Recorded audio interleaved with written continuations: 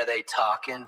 Watch this space. I see them typing on the threads for clout, trying to shadow ban and glitch me out. The algorithm's working overtime, but this verified glow is still all mine. This pressure only makes a diamond shine. You can't erase a legendary line. Their online smear campaign ain't gonna work. All that fake hate's gonna get them hurt. They can't bring me down, no, no, can't bring me down. They can't bring me down, watch the takeover. Watch the takeover, yeah!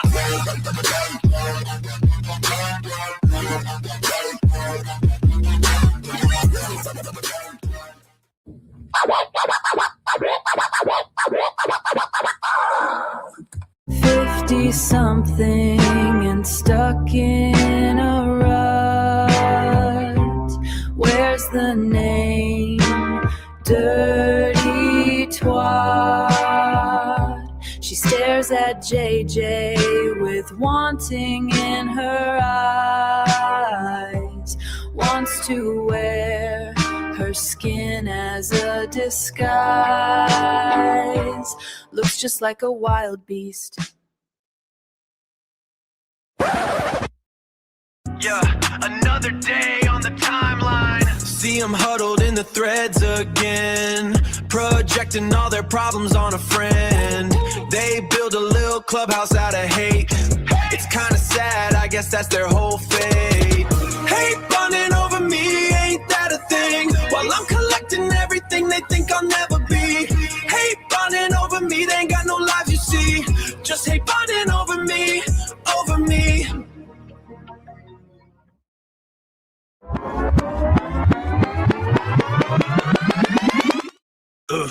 Yeah, that wilder beast stare, 50-something years of rot and filth.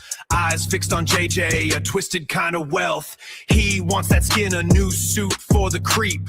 Wants to crawl inside while my friend is asleep. Dirty twat wants to wear JJ skin. Wants to wear JJ skin!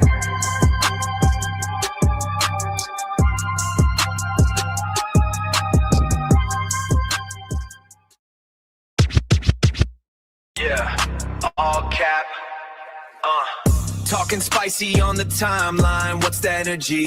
Funny how you turn to ghost when you stand next to me. All them phantom profiles, all that digital smoke. You're a keyboard warrior until your whole screen is broke. Keep my name out your mentions, that's a lesson for you clowns. You ain't really got that clout, just some puppet accounts. You ain't really got that clout, just some puppet accounts.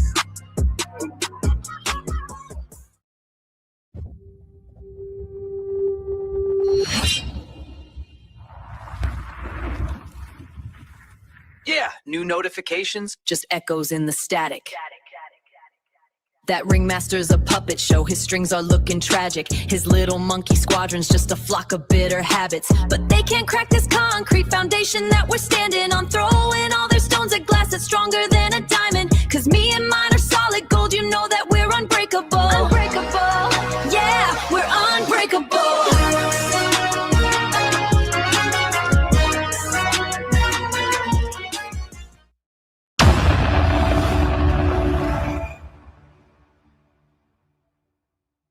Yeah, let's get it. Bliss Chris live right now. Dropping in the deep dive, get the facts right. Dissecting all the static in the timeline. Unpack the culture, check the receipts. Yeah, we see the bigger picture, not the surface. Get ready for the show, it's going down. Bliss Chris on the mic, let's shake the ground. We cutting through the noise, unbothered now. The truth is in the air, we'll find it all. Drop in the chat, hit the like, let's go. It's Bliss Chris on the live, enjoy the show. Yeah, Bliss Chris on the live, let's go. Let's go.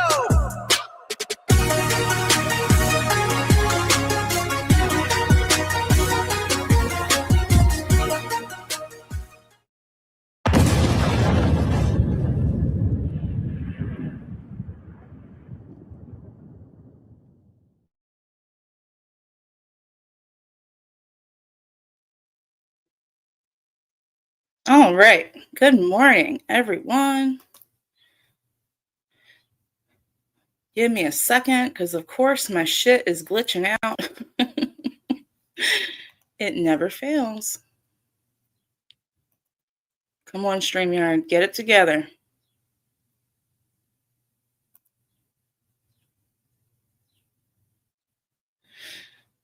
It's not getting it together, y'all.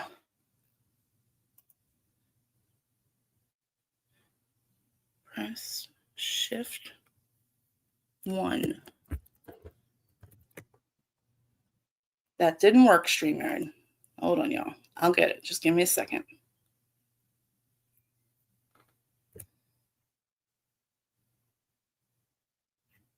Come on.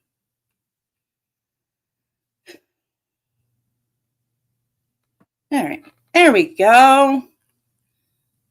Every time I try to go back, it always glitches out on me. All right, let's say good morning. Who we got? Good morning, sunshine. Damn straight, Stanley Cup. Good morning. Good morning, ambulance girl. Good morning, Celia. My girl, KK. Hey, Soph. Good morning. Did you like it? Did you like it, JJ? I'm glad you made it for the beginning. Hey, Teresa. Good morning. AK, how you doing? Scrolling. Hey, Sherry. Good morning. I hope everyone's having a lovely morning. Oh, thank you. I have so much fun doing that. I know it's kind of corny, like I'm not, but it's fun to do and put together. I'm glad you enjoyed it. Good morning, Michelle. Hey, Audie. Hey, Martin's mommy. Good morning. Are you fucking kidding me, KK?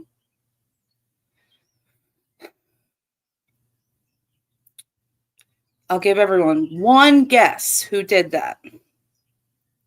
You'll get it taken care of, girl. I know you will. Happy Tuesday, allegedly.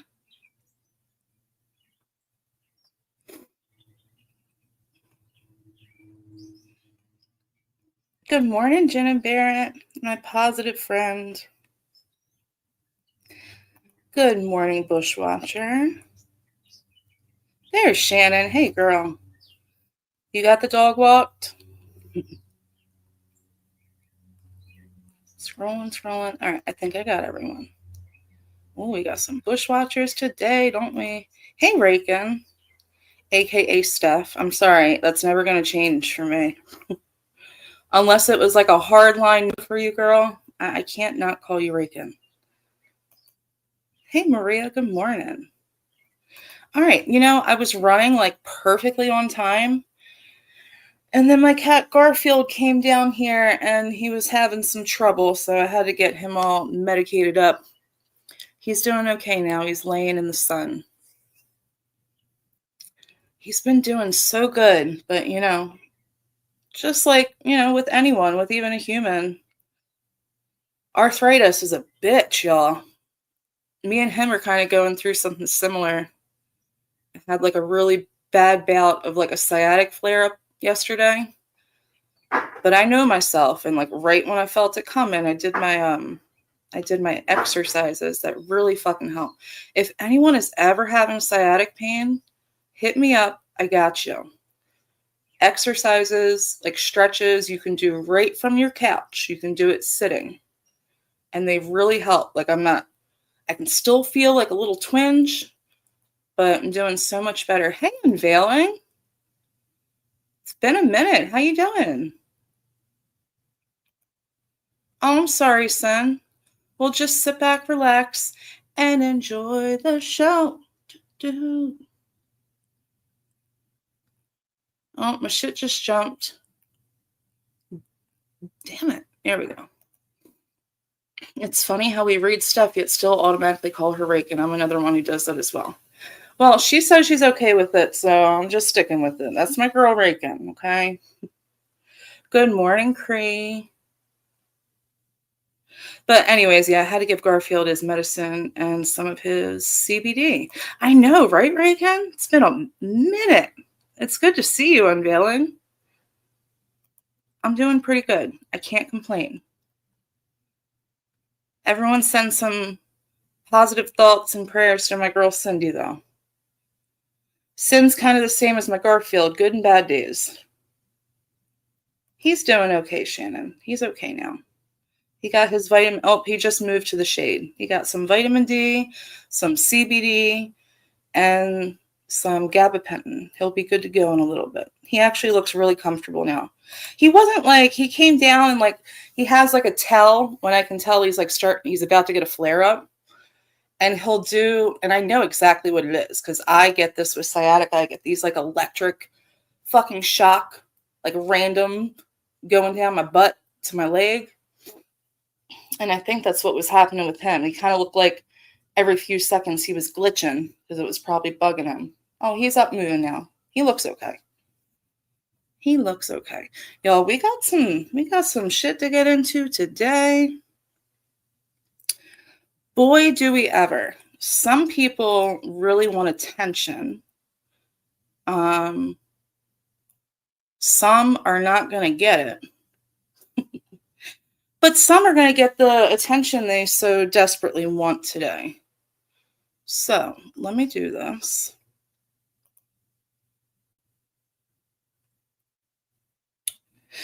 I should have had this pulled up already.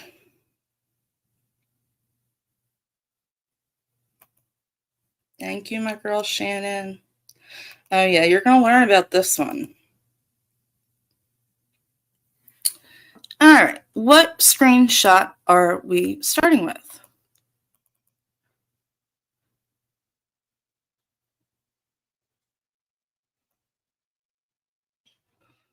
All right, you guys, I have been peeping this one since she, quote unquote, came back. Even though she was only fucking gone for like a week. Comes back on a new channel. Like we don't, I went over this last week. I just don't understand the point. You're doing the same. It'd be one thing if you were actually coming back on a new channel and like taking on a new persona or just changing your shitty ways. I would get it then. But Kendra is doing the same bullshit that she's always done. So just go back to your old channel, girl. Seriously. So, all right, we're going to go over this one first. This really fucking bothered me. But this is how Kendra made her comeback. Going after my girl, Sophie. Hey, Simply Blonde, good morning. When Soph hadn't said a damn thing about her. I just don't get it. Like, she can't help herself. So this was her comeback 11 days ago. Oh, Sophster. Perhaps I just want to be like you with my 5 channel lines. Ha ha ha. I am glad you took my advice and are building up your influencer channel. Good to know you still remember what I told you a few years back. You know, she is always putting herself on this like relevant pedestal. Like the reason Sophie has a lifestyle channel is somehow because of her and her unwanted advice. And people want to say that I try to act like I'm some kind of relevant. Hey, Salty Pepper. I know, KK. I know, girl. I know, JJ. She's supposed to be out of the drama. Apparently, she's just out of the drama on her main channel, though. You know? Mm-hmm. Yes, that's her name. Not only that, so why? Like, she was gone for, what, a week, if that? And she pops back up on this new channel to come at you when you hadn't said fuck all about her. JJ, does she think anyone gives a fuck about her opinion?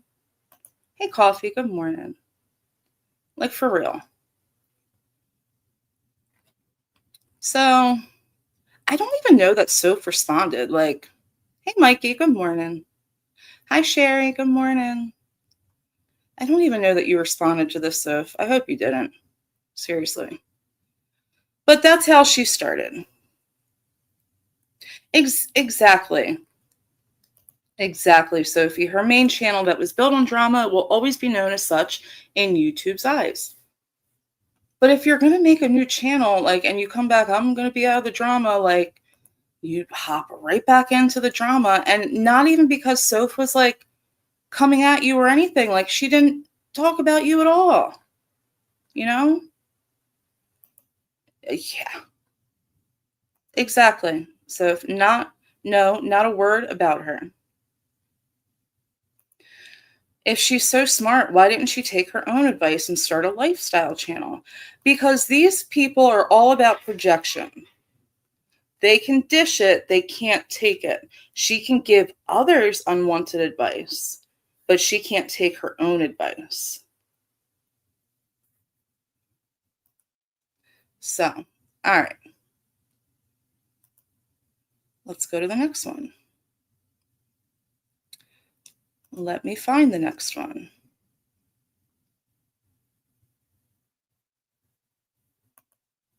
We're going to get into that, Cindy. Yes, we are. Come on. No. I have too many tabs, y'all. There we go.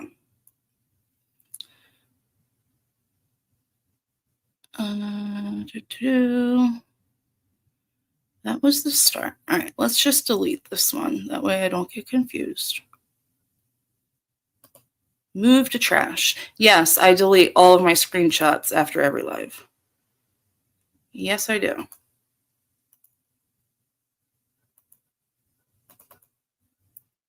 I think this is the one I want.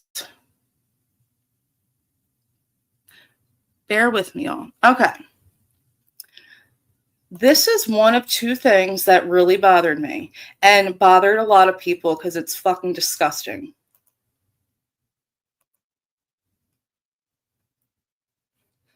This was her comment in Jen Bailey's chat. Making fun of Sophie in the most disgusting fucking way. She says, I really enjoyed her baseball cancer patient look today.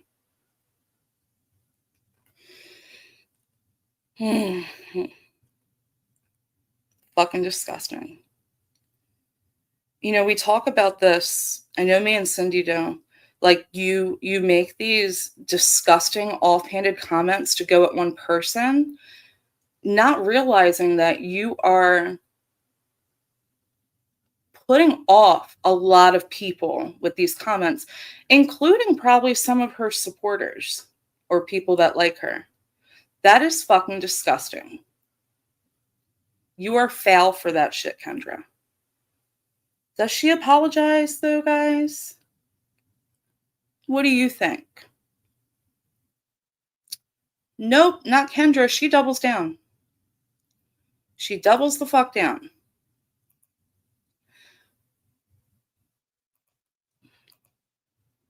So, Soph did respond to that. I fucking would have too. Abso-fucking-lutely.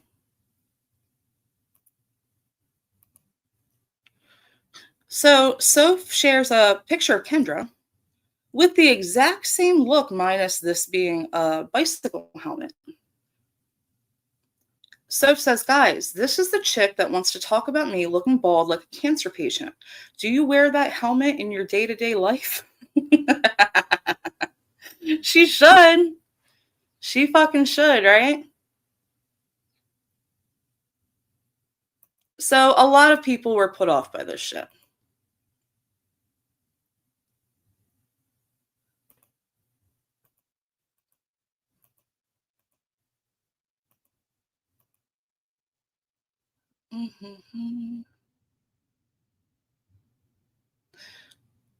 So, in true Kendra fashion, she doubles down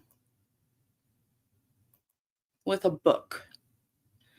She responds and says, once again, selective outrage. With how you have spoken to me about my illness, stop it with the morality BS, Sophie.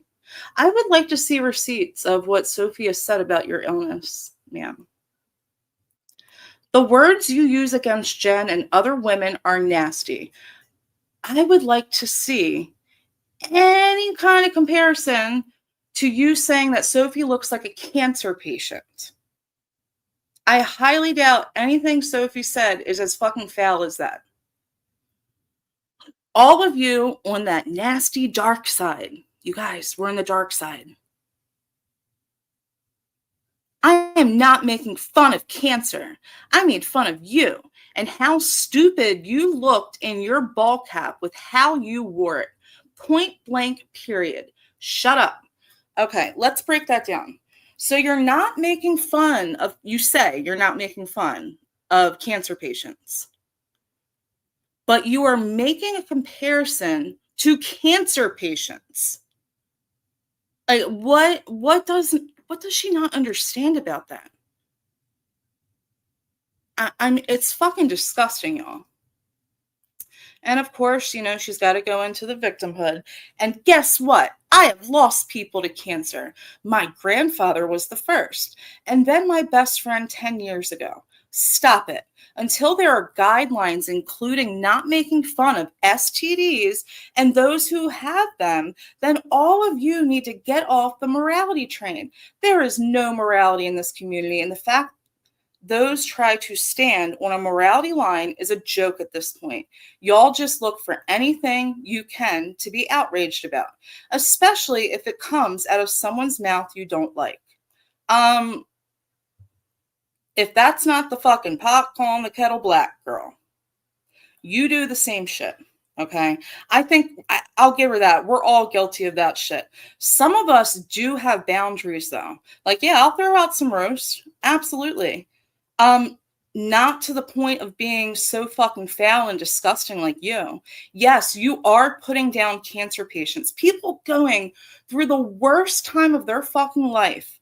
I can't imagine, like, you know, some people, their hair is like their blanket of like comfortability. Like, to lose that one secure thing you have during a bout of the worst time of your life, and this bitch making a joke about it to rag on someone else, and then comes back and says she's not making fun of cancer patients. You, ma'am, are disgusting. You are fucking foul. Now I'm going to show you guys. Here, I'm going to go through the chat real quick. And I'm going to show you guys how this hits people. Because I saw this comment. I believe it was under Heidi's. Because Heidi made a community tab post responding to Kendra. Give me 1 second. Just let me get this ready. Let me delete this.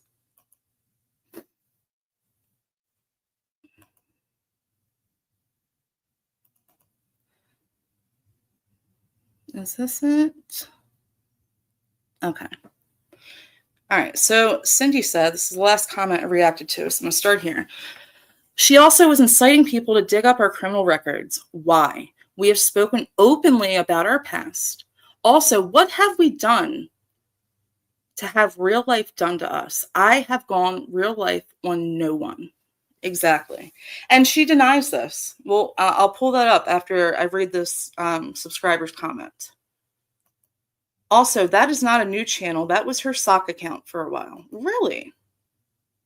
I didn't look into it that deep. I'm not surprised, though. Oh, Maria's starting a cooking channel, y'all.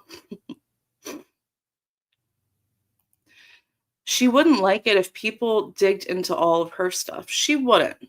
But, you know, the people that she's threatening to do that to and making these disgusting fucking comments to are not real lifers. We don't do that shit.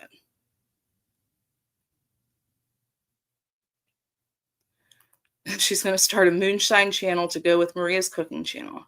Yeah, Shannon, you said you wanted to learn. This is who we're dealing with. It's foul.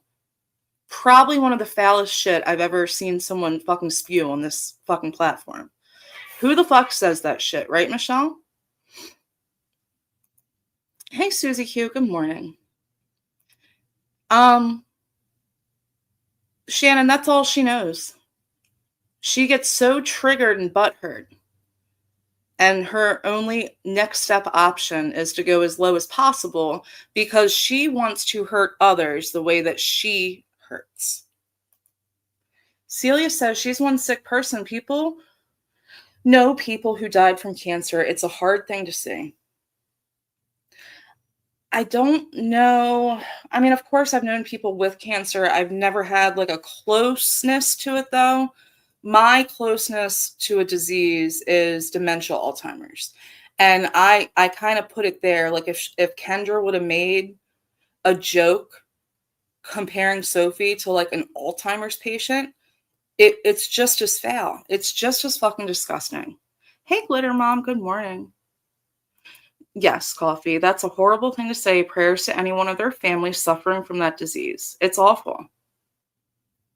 I didn't even see that. It is. It's a signature look. I don't ever really look that closely at her. Stanley Cup says, let's remind everyone that this is the creature that stood outside of Geneva's house screaming and threatening her, right? That's like ultimate real life. She talks about others going real life. Are you bitch? You don't have a leg to stand on there. She is. Exactly, ambulance girl. And if you're a decent person, you don't even need to be close to it to know how fucking foul that is. Ambulance girl says if you've ever had a cancer scare hit close to you, you should be outraged. But, you know, it's all about the hate bonding over there. So it's perfectly okay with all her friends.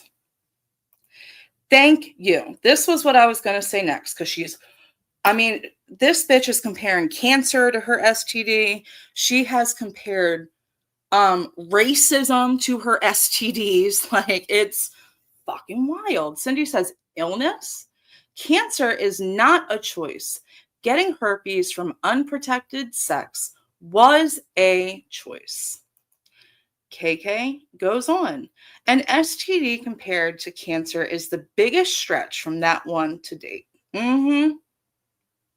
She is disgusting. Jinx. She's going to stick with it. Her ego won't let her admit when she's gone too far. I don't know, JJ. Apparently, Shannon, that makes it all okay. Cancer isn't something you make fun of. That's sick. Do better. Then why compare to a cancer patient? Exactly. Yep.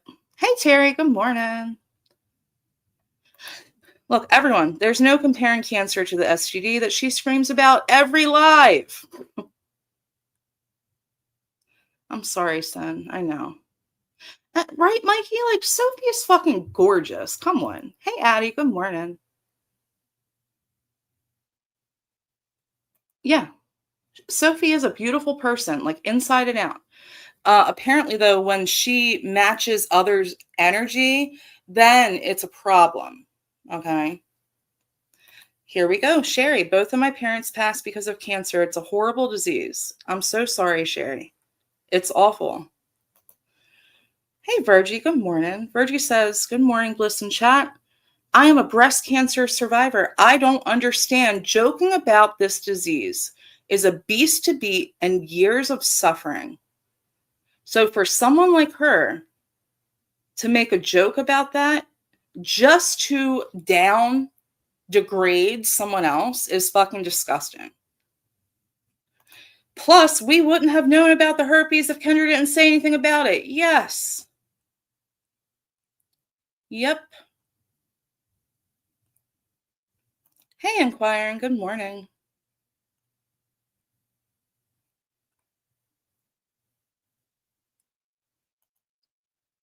Look, Celia is another one. She had melanoma on her scalp 2 years ago. She has to keep her head covered when she goes out. Like, so this touches so many people. And it's more important to her to shit on the people she dislikes. She doesn't give a fuck who else it bothers or rubs the wrong way. She could, especially if she doesn't like you. She doesn't care. Hey, Miss Lisa, good morning. Hey, Shiloh. Yep, exactly. The double down, JJ. And then to not understand that she was making fun of cancer patients further proves she's not as smart as she thinks. Not as smart and doesn't have an empathetic bone in her body. Like, I don't have to like you to feel empathy. Like, I have boundaries. Some things go too far. That was too far. Cindy says she could have simply said, Sophie looks ridiculous wearing a hat to cover her terrible hair, or something like that. She added her looking like a cancer patient. Yep. Hey, Pixie. Pixie says, my grandma beat cancer in the 80s. Sadly, in the late 90s, she passed away to it going to her liver. I'm so sorry. Susie Q, my grandma passed away from cancer. Like, come on, Kendra. Do fucking better, girl. Hey, sweet potato. Well, that's the problem with a group of people. They have to go lower every time because they want to stick you where it hurts. I don't need to do that. I'll make some roast and little jabs here and there. I would never fucking do that. All right, scrolling down, y'all. Shyla says, I lost the cousin I was closest to because of melanoma that spread to his blood before they called it. It's not funny or something to be used as an insult. Exactly. And even the people that don't like us, like, come on, you guys know that's too fucking far. Hey, Miss Mickey, good morning. All right, drive safe.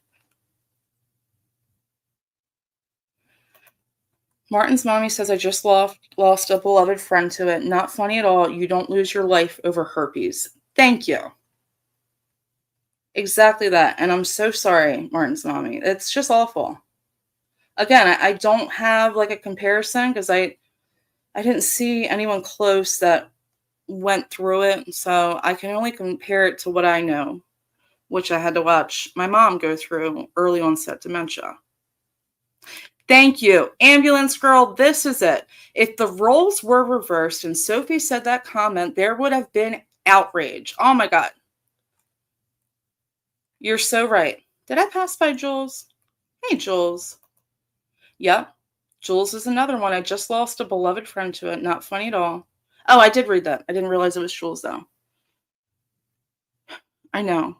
And I'm so sorry to everyone that lost people. Hey, Muggsy. What did Just Saying? And hey, Just Saying, I'm missing people, y'all. I'm sorry. Just Saying says, so people are assholes and bullies if they make jokes about herpes, but thinks it's okay to make cancer jokes. Because it's this side. Allegedly as a breast cancer survivor, the threat of it reoccurring is lifelong. Nothing to laugh about. Sophie says, it didn't hurt my feelings, but it hurt a lot of people who have lost someone to cancer or, I'll add on, have suffered through it themselves.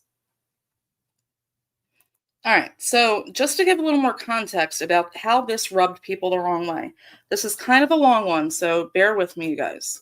But it's worth reading, okay? You know what? I'm going to read it from my phone because it comes up really small on my laptop. All right. If someone, and this is a subscriber, I cropped them out because I'm not trying to out anyone, okay? But I really thought this was worth reading. If someone asked me my first childhood memory, I'd probably say my mom's long hair. I think back to all the hours she sat still over the years so I could learn to do braids. Less than a week before she was diagnosed, I sent her to her salon so she could get whatever she wanted done because I was taking her to a concert. Within the span of a week, she was diagnosed and in surgery with her first chemo appointment on hand. As we walked out of the hospital, we knew she was likely to lose taste. So for that next week, we had every cut of steak all day, every day, and everything else she liked. As I was taking her home from the first chemo appointment, there were about 5 hours each. We were halfway back, and I remember her saying, my taste is gone. I feel it. Apparently, the taste of metal came over her, and that was it. By the next morning, her hair was coming out by the handfuls, not even 24 hours later. Apparently, chemo doesn't have the decency to leave people with even that little bit of dignity. A couple of days later, without telling anyone what she was up to, she made an appointment with her stylist again. This time, the salon had her come after closing, a kindness so she wouldn't have to explain to customers, and she quietly had them shave it all off.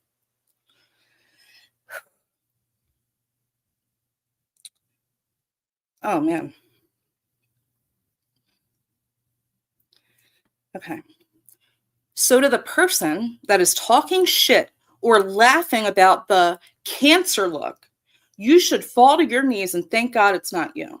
And tell your ignorant self every time you see that look that the person you're laughing at is fighting for that next breath.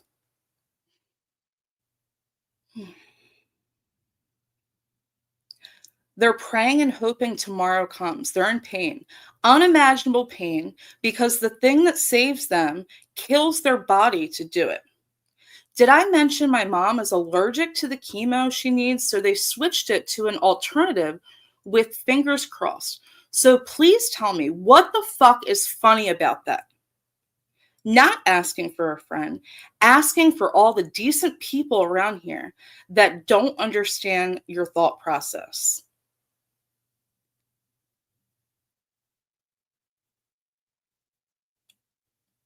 Those are the people that you're affecting just so you can take a jab at someone, Kendra.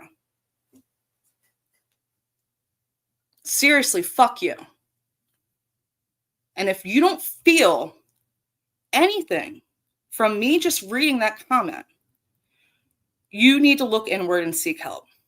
Because that was hard for me to even fucking read through.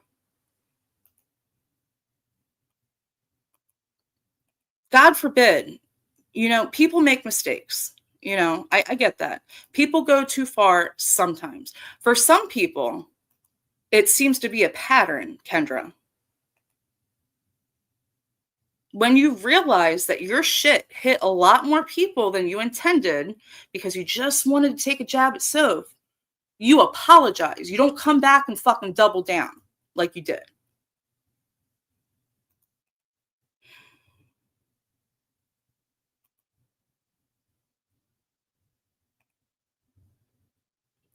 This shit get real. I'm taking a breath, y'all, because it really gets me fucking heated.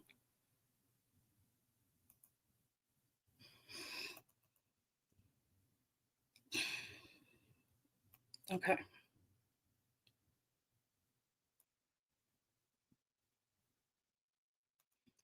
All right. Let me go through the chat.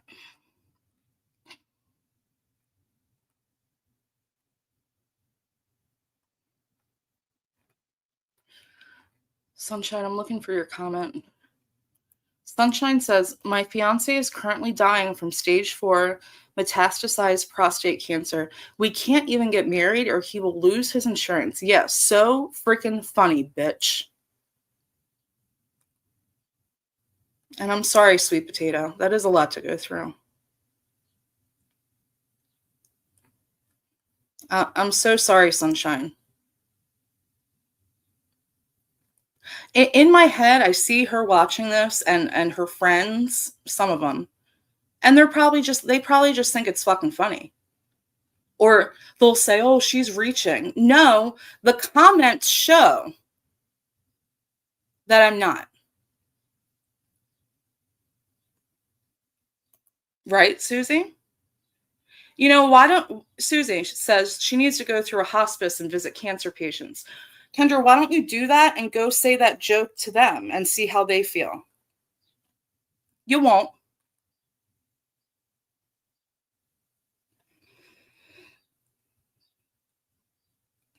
I know, Teresa. I know. That's why I had to stop.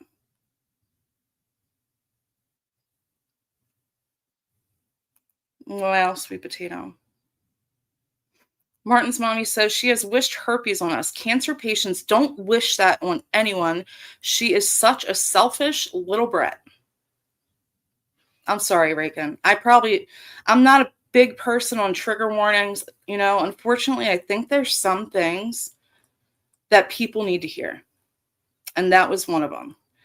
And whoever, and I don't know this subscriber. I really don't. Whoever that was, thank you. Thank you. Because people needed to hear that.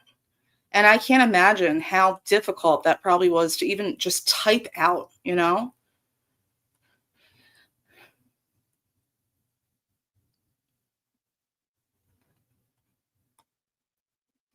Hey, pretty bird. All right, thank you. I hope you have a good day.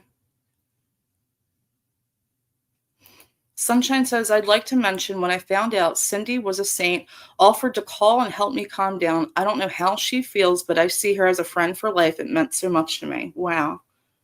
Cindy's amazing. She really is. Hey, Just Saying says, how many times now has she made racist and homophobic comments and now mocking cancer and thinks the simple I'm sorry makes it okay every single time? I can look past a one-off, but not a pattern.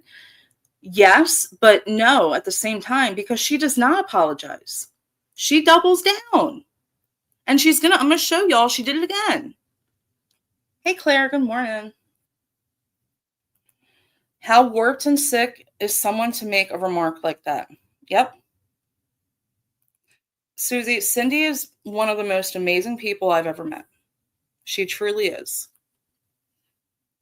All right, so we have some chat comments to go over.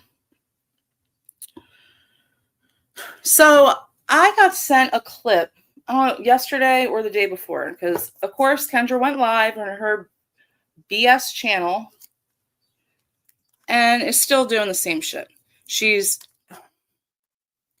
commentating on Jen and the whole pooling of reports, blah, blah, blah. Again, I am not one who would do that, okay? I have no want, honestly. But for the people going at KK, even though she didn't pull it, it was sent to her, for one. For two, how many times has Jen went over KK's arrest video? And others, not just Jen. But again, KK gives an ounce of the same fucking energy back, and it's now all of a sudden a fucking problem, right? So Kendra's talking about that, and again, I only listened. It was like a 30-second clip. And of course, she has to bring up Cindy and JJ, or I'm sorry, not JJ, Sophie and Cindy. Again, two people that are not talking about her. Sophie only responded to her. Okay, because Kendra came back, had to go at Soph. Soph made a response. Cindy hasn't said a fucking word. But Kendra's going to threaten to, or I take it as a threat. She basically said, you, Sophie and Cindy, wouldn't like it if people pulled your reports. Now, what does that do in this type of community when you say shit like that? It's going to entice people to do exactly that. So it is a threat. Also, the difference, Soph and Cindy, and even though I wasn't mentioned, I'll throw myself in here, have never hid from our fucking past. I will read my reports openly for all of you. I have nothing to fucking hide. Cindy has always been open. Soph has always been open. Was Jen open about all the fucking skeletons in her closet? And like KK said, that's probably not even a fucking third of it. I couldn't even imagine. But again, the same energy is given back. And it's a problem. But they don't say anything to Jen. No, they're rooting her on. KK's fucking arrest video, whatever, report shit being played, read. They're all in there rooting it on. But now it's a problem when it's done to Jen. Don't give none, won't be none. Okay? Soph says, hair is a security blanket for a lot of women and men. The shit I get from my hair on a daily basis is ridiculous. And then her to compare me to cancer patients. Yeah, okay. Oh, she did she, Cindy? Kendra did as well. She went over the video of KK's arrest too. Huh. But none of them took issue with that. No, Soph's just said the same thing. Again, jinx. Wow. More than once, KK. Soph says, I took it as a threat. Funny, the next morning, my mug shots were on Reddit. Exactly what I said. That's why it is a threat. Because there are some disgusting people in this community with no boundaries or morals who do that type of shit. Kendra says that. Less than 24 hours later, Soph's mugshots are posted on Reddit.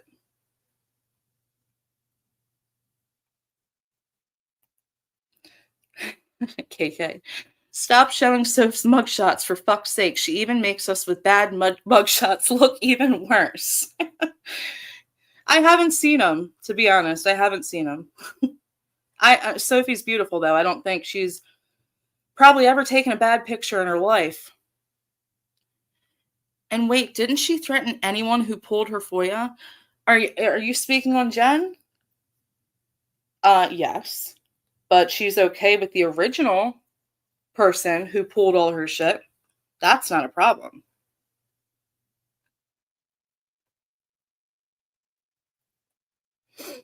That's not a problem. I don't know, just saying. I don't know how many times. I've never heard those before. I don't think a lot of people have heard those before. Not a coincidence, though. It did exactly what I said it does when people say shit like that. And there was no filter in jail. Oh my God. The mugshots are just the worst. Does no one any favors except for Sophie. All right, so let me see. Where are we going next?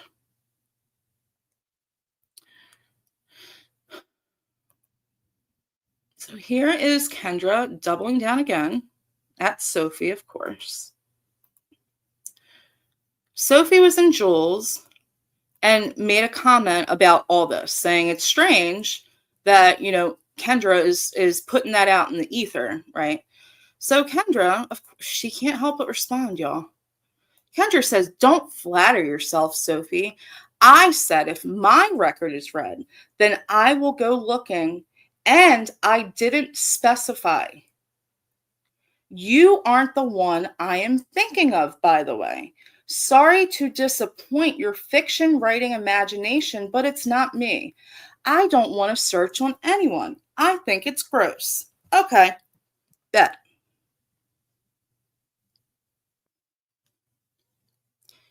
So she's saying here that she didn't specify on anyone, right? That's what I'm reading, right? Give me a second, y'all. On anyone, right? Oh, that's what I'm reading, right? Hold on, let me pause my YouTube on here. All right. Tell me if she didn't specify on anyone. Ready? Here we go. I don't think trashing somebody, which I realize I've done. And if I talk shit, it's because I feel I'm standing up to people who are picked on. I think there's a lot of people in this community who are getting picked on. I don't think reading arrest reports is okay. And it's been threatened that they're going to read mine. Go ahead. Enjoy. But I think that's really shitty. When did all our lives become content? And if you start pulling everybody's arrest records, you can't tell me you didn't do drugs for so long and you don't have a record yourself. Sophie, Cindy, should we read yours? I don't think you'd want that. I don't think that's right. I don't think what you guys did for the last 2 days is okay. I'm sure you're all feeling really great about yourselves, but I find it repulsive. But she didn't specify any names, right? Sophie and Cindy. Kendra, where has Sophie or Cindy ever threatened to read any arrest records or reports on you? Show me where Sophie and Cindy have said anything fucking about you, minus Soph responding to you. Okay? Again, I will read this again. I said if my record is read, then I will go looking, and I didn't specify. You weren't the one I am thinking of, by the way. Who are you thinking of, Kendra? Hopefully it ain't me, because I'll pull my shit up right. I don't give a fuck. Do I think it's foul and disgusting and over the top and crossing boundary and unnecessary? Yes, because Unlike Jen and you and your friends, I don't do that shit. I will return energy. If someone like KK, who has been gone after by y'all, I don't even know, but apparently you have gone over KK's arrest video, but you're acting like fucking moral authority, the shit I just played. We don't do that shit. Again, but someone matches energy and it's all of a sudden a fucking problem. You did specify. You lie. We have proven so many of her fucking lies. Like, she can't even keep it together. Are you drinking again, Kendra? I think we're due for a drunk Kendra crash out. What do y'all think? I think we're due.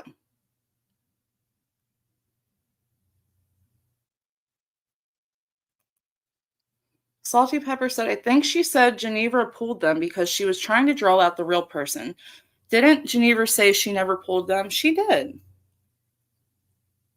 Oh, I'm sure. Good luck. Not a coincidence at all. KK says, again, I did one YouTube live recap on this fire crotch, and her instant reaction was to go real life on me. She had Jen on panel to help perpetuate lies and slander. Yep. I know, Soph. Soph says I didn't read or threaten anyone. You and Cindy, no. You didn't even say anything about her. Who gives a fuck enough about Kendra to even pull shit on her? Like, I don't give a fuck enough about anyone to go that far. But I totally get others who have been gone at their real lives doing it to those people to match fucking energy. I'm not going to judge people for that. Cindy says she lies so openly. I never threatened to read anyone's records. Kendra, you lie so easily. There it is, Sophie. I do. I do.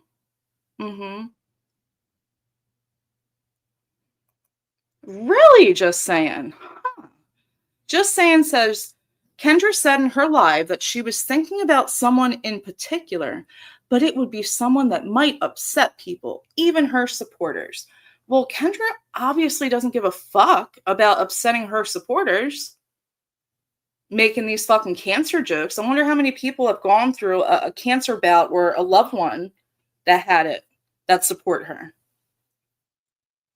So why does she give a fuck now?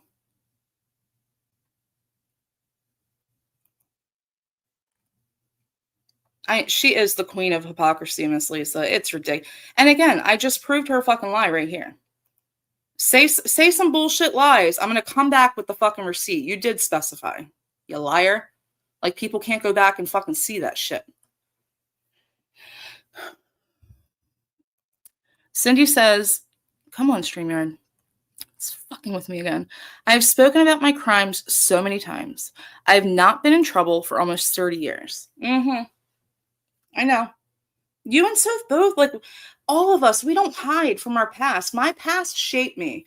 Do I have regrets? Everyone has fucking regrets. But the shit that I've gone through has shaped me and made me a better person. So if you have to go back in my past to pull up some dirt just to have a go at me, have at it. But the difference between me, Sophie, Cindy, versus someone like Jen Bailey, she is still doing the same bullshit today. Patterns of behavior haven't changed. Zero accountability taken. Really, just saying. Just saying, coming with the receipts here. Says, I have a feeling she meant Cindy because later in the video, she says the person she has in mind might upset people. So clearly it was someone that many people like, even her supporters. Huh. Sin says her hatred of me is wild. I've never gone real life on anyone. I would leave the internet first. They don't even look nervous when they lie. It's like automatic for these people. JJ, there'll never be proof of that, girl. Because it never fucking happens. She always lies, then wants to cry when called out and proven wrong. And just so you guys know, her response to me is going to be, "Bless, it had nothing to do with you. Why? You're so irrelevant. Why are you always trying to act like you're better than everyone? Blah, blah, blah." When it comes to my girls, oh, I will put my nose in the middle of fucking everything, especially when it has to do with threatening real life. Fucking bet, girl. Every fucking time. All you had to do was take your week break, come back on your new old sock channel, and ignore the bullshit. You said you wanted out of the drama. That's what you said. She's going to land right back in the same fucking spot that she was a few weeks ago. I guarantee it. Again, sinking ship. And the people that are rooting her on, supporting her, you're going to go down with her. I guarantee it. All right, let's read some live chat comments of Miss Herpes Queen.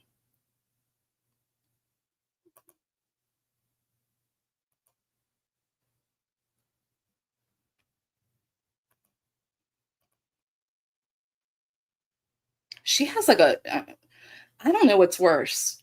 Dirty Twat's obsession with JJ or Kendra's obsession with Sophie and Cindy. More so Sophie, though.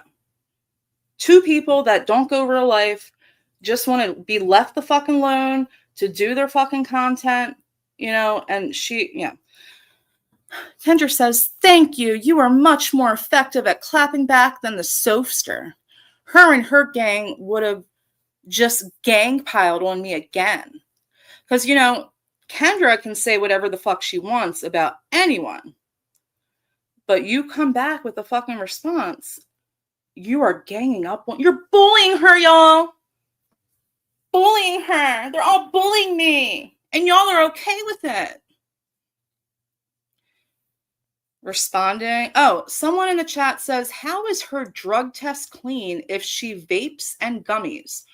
And you guys, this was a live about Sophie. Okay. Kendra says she doesn't do gummies. It's nicotine vape. Like, Sophie, if you think this stream is so hilarious, then why did you private it, pussy? Kendra, why did you private all of your drunk live streams? Again, pot calling kettle black. But it's her, so it's okay, you guys. She's over in Maria's chat acting or pretending to be unbothered. Some of us don't have to pretend. I will say your foul comments enrage me, not because I'm triggered by you. It's because I'm a decent person and I knew that would hit others and trigger them. And it's disgusting. You are disgusting. I know she drinks because she's flexed to me she can handle liquor. She says this is hilarious that people are making such a big deal about her feet. It's fucking weird. Y'all's obsession over, I don't want to see anyone's feet. I understand people may have cute feet. Some people may have some jacked up feet. That's not something anyone can control, okay? But two, if you are jumping and making an entire fucking live stream, going at someone's feet or toes, you lost the fucking plot a long time ago. That is deflection from the actual argument at hand. We will go over that a little bit later.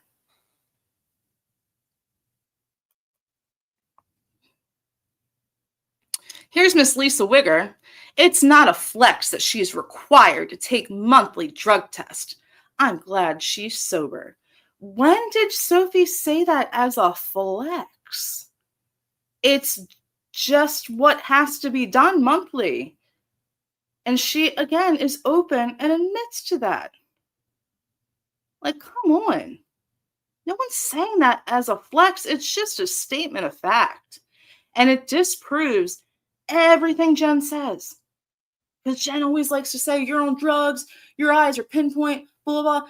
And I had to say in a chat that if Soph was on drugs, then she wouldn't be receiving her MAT medication, because you can't be using and still receive MAT medication. It was disproving lies. It wasn't a flex.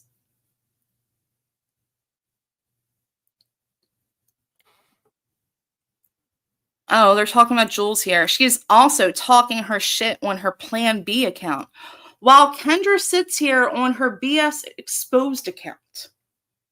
Fucking pot kettle. I mean, come on. Like, these people, look how real life. I thought Sophie's husband inherited that house. Now, this one I made a community tab post about, because this bitch is spreading misinformation. Again, you guys, do not take any kind of medical advice, whether it's for yourself, your family, or your pets, from weirdos on the fucking internet. Lisa says, well, your vet isn't giving all the proper info. It is unhealthy to not fix your dogs. Liar. Liar, liar, pants on fire. You dumb, ignorant bitch. I'm sick of you, Lisa.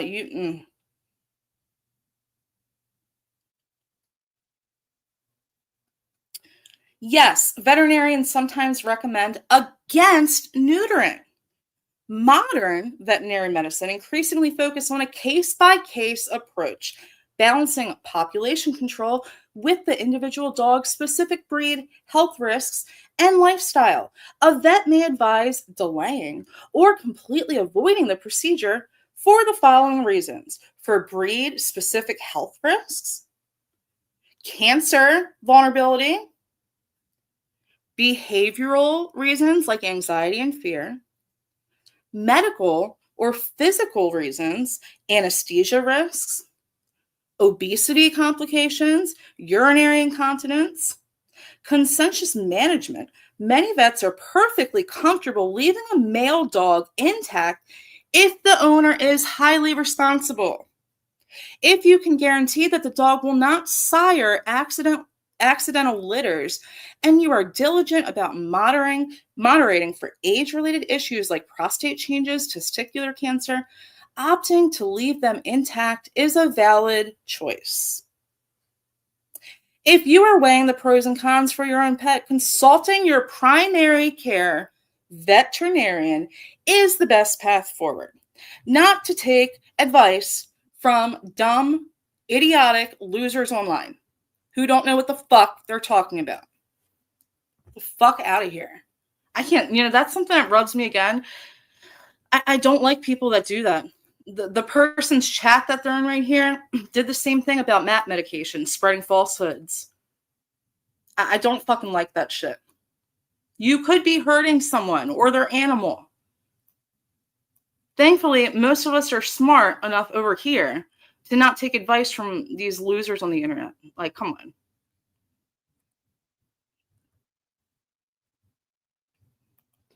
So says she wants out of the drama, but thinks she can talk shit and not be responded to. It doesn't work that way. It doesn't work that way. It's never worked that way. She's sensitive. Please be nice. Just saying says, unpopular opinion, but I'd take Jen over Kendra any day. Why? Because at least with Jen, you know exactly what you're up against. Whereas Kendra is just a fraud that pretends to be something she's not. I totally agree with that, actually. So I was totally unbothered by a drunken, irrelevant nurse making fun of my toes. I would hope so. Like, come on. Desperate for content much? It's so ridiculous. I mean, if you just want to throw it in as a roast during a live, okay. To go on and on and on about someone's feet and toes like these people have, wow. Sweet Potato says, many people have fought their past and won. They live in the future, not the past, and are living a good, happy, healthy life. Stove says, I have drank and I can handle my alcohol. That doesn't mean I drink now, not even a mother, but right, KK?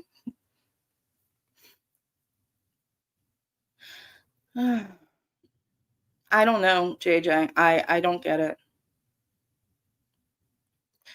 Thank you, Shyla. You can be in recovery from your drug of choice and still decide you're capable of having a drink. Not everyone, obviously, but it's possible for some of us.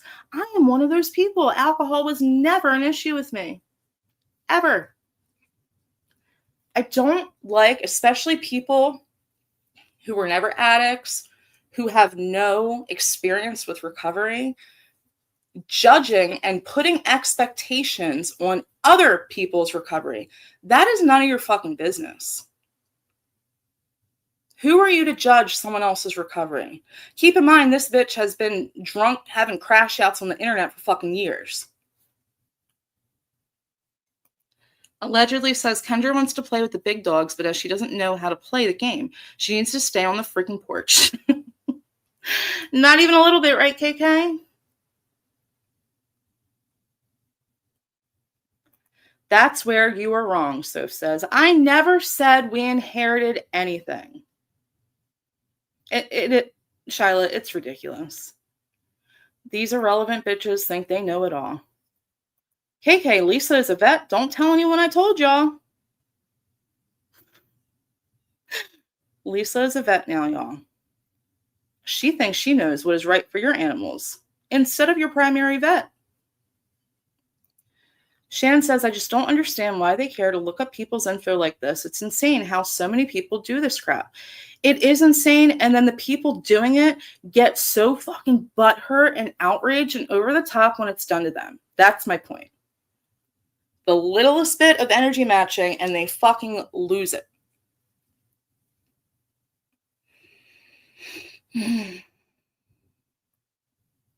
Yep. You guys, please don't follow medical advice from people online. I beg of you. It's one thing to do what I did and go to Google and just get an overview. But even with that, please consult medical professionals.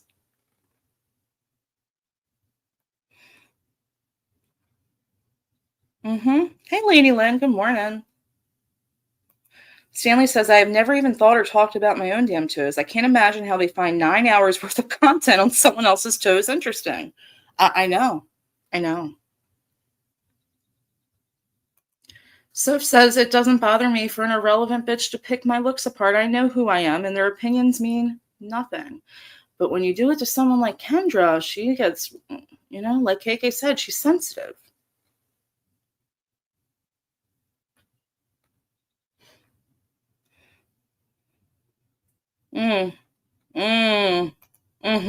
JJ. I'm not going to read that one out, but for the replay, look at the comment on the screen. That's my point, just saying.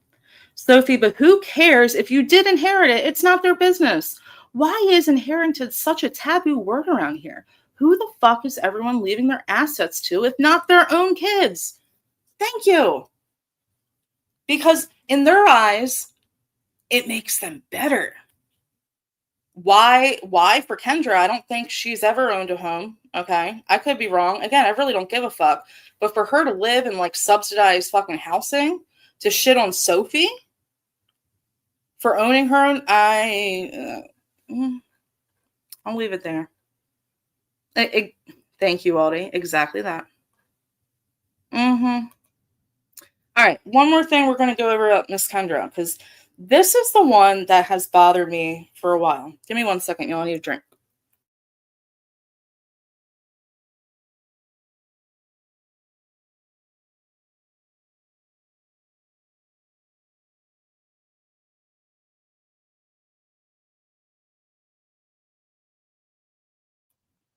All right. I would have loved to have been a little more prepared and to have had someone up here like Heidi or Martin's mommy.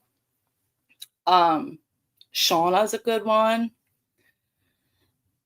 Because I'm not a person of color, okay? But I've been wondering why this comment that Kendra spewed months ago, it really fucking bothered me.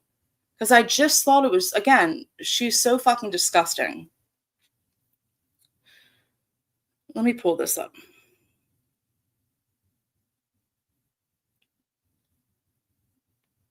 So the comment Kendra made months ago about she moved to Portland to be around Black people. I've been mulling over it because I'm like, why one, I know it bothers me because Portland is like one of the number one cities that have the least amount of Black people. So the comment in itself just doesn't make fucking sense. So I'm like, no, but that's not it though. And I couldn't touch on it. Then I just left it. I'm like, fuck it. Well, Kendra, I don't remember where it was now, but again, in true Kendra fashion, she doubles down on that comment again. Okay. Because I guess people are bringing it up. I don't know. Good morning, Loveless Strong. So, and I know some people don't like this, but I went to my trusty Gemini app. Again, I understand people's like weariness and people shitting on people for like using AI. Again, AI with anything, when it's overdone or overused, like anything else, it can turn bad. Okay. And this subject for another day, these fucking data centers popping up. I totally get it, y'all. I totally get it. But just like anything else, it can be used for good. So when I saw that she was doubling down on this comment, I went into my Gemini app and I said this: what do you think about a middle-aged white woman saying she moved to Portland to be around Black people? Good morning, Janet. Okay. I'm so glad I did this, and people can shit on me for it, but I understand why it bothers me now. All right. On its face, the statement is bound to raise some eyebrows, right, guys? Mostly, and this is what bothered me, because the math just doesn't add up. If someone's primary goal is to immerse themselves in Black culture, community, or history, Portland, Oregon is a fascinatingly counterintuitive choice. Statistically and historically, Portland is famously one of the whitest major cities in the US. The reality check, the demographics. According to recent US Census, Portland's Black population hovers around 5 to 6%. By comparison, cities like Atlanta, Detroit, and my lovely home city of Baltimore, or even parts of New York and Chicago, have massive historic and deeply rooted Black communities. Moving to the Pacific Northwest for diversity is like moving to the desert to find a rainforest. It suggests a pretty significant disconnect from reality. We're going to move on to the historical irony. Oregon has a notoriously grim history regarding race. It was originally established with exclusion laws in its state constitution that literally banned Black people from living there. While the state and city have evolved, Portland has a well-documented, ongoing struggle with gentrification, particularly in the historic Albina district, which traditionally was the heart of Portland's Black community, but has been heavily displaced over the last few decades. Moving on to the performative allyship vibe. This is what I couldn't put my finger on that fucking bothered me. When a statement like this comes from a middle-aged white woman, it can easily sound like performative allyship or a form of social posturing, Kendra. It can feel tokenizing, reducing an entire group of people to an aesthetic or a lifestyle choice she wanted to live near. It often stems from a desire to project a progressive, open-minded identity, but without doing the actual homework on the community she claims to seek out. All right, let's give her the benefit of the doubt, okay? To be fair, if she moved from an overwhelmingly white, royal area where she never saw a single person of color, Portland might feel more progressive or diverse to her personally. Portland does have active activist spaces, Black-owned businesses, and cultural organizations, but they exist as a resilient minority within a very white landscape. The bottom line, It sounds like a statement meant to project progressive values, but it mostly just highlights a lack of research. If she actually wanted to support and live with a thriving Black community, she missed the mark by a few thousand miles. If she just wanted to live in a trendy, progressive city with good coffee and a distinct political vibe, she found exactly what she was looking for. Put that in your back pocket and fucking smoke it. And shout out to Gemini, because it really, like, it made me understand. It hit the nail on the fucking head there. Muggsy, bottom line, Kendra, you're a garbage pail. Oh, Muggsy making it so simple. Oh, Muggsy, you're so funny.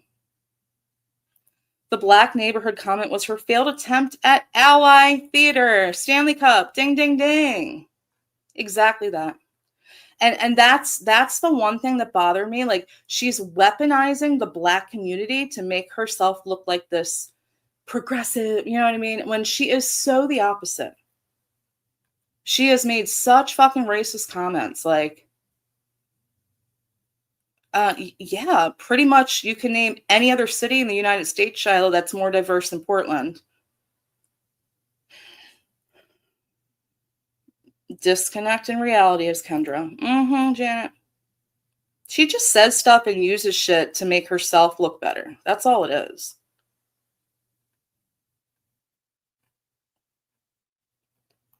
Shiloh says, a real progressive doesn't say stuff like that or throw out homophobic slurs in an attack. Rolled right off her tongue. Yep. Patterns. Oh, that's awesome. Look, Love Live Strong said that anybody's ever in Memphis, the Civil Rights Museum is a great place to go to for history. Yep, we have a couple here in Baltimore, but my favorite is DC. They have a really good one down there. I'm very blessed to live close to DC and all the museums, and my favorite is the Aerospace Museum. I know, you're right, Stanley. Muggsy, I would listen to you. Her sandals were cute, right? People, like, apparently, I don't go on Reddit, but I heard that they have a big issue with JJ sandals and toes. You guys do better. Come on. Cindy says, imagine cosplaying as an ally. No, me either. Really? That museum is on the site where MLK was assassinated. Wow. Shiloh says, I feel like a real progressive / ally also doesn't run around bragging about being one. We do the actual work within our communities. Kendra just shows up to a fucking protest just to record herself and post it. Yeah. Ambulance girl, maybe she needs to take a trip to Alabama and immerse herself in the history. Yep. All right. Fuck you, Kendra. Seriously. Probably one of the foulest fucking people I've ever seen. Like, the shit that comes out of her mouth is so jarring sometimes. Like, just wow. All right. Now we're going to get into the meat and potatoes of this live, because I'm seeing it happening a lot. But it is not having the same effect as it used to, because people are waking up. And even people who don't support others are seeing what is going down. So we're going to talk about online smear campaigns. And if anyone wants to come up and join me, now would be the time. I know, and Shiloh, I know, and I wasn't trying to like shit on protesters. That's not what I was saying. My point is that I don't think Kendra is in it like you're in it. I think she's in it to project this like fake progressiveness and to be, again, to record herself and post it for attention. That's why I think she does this shit. Sweet potato, yeah. Some people are unhappy with themselves, are miserable, and dislike seeing others' blessings. Yep. All right, so let's go over what an online, it's gone. Are you serious, JJ? Why does this happen every time? Hold on. See, but I see it. It's pinned at the bottom. Damn, my stomach is growling. Oh, okay, girl. That's all good. Hold on. It was at the bottom of the chat, but it's not there. Why does it do that?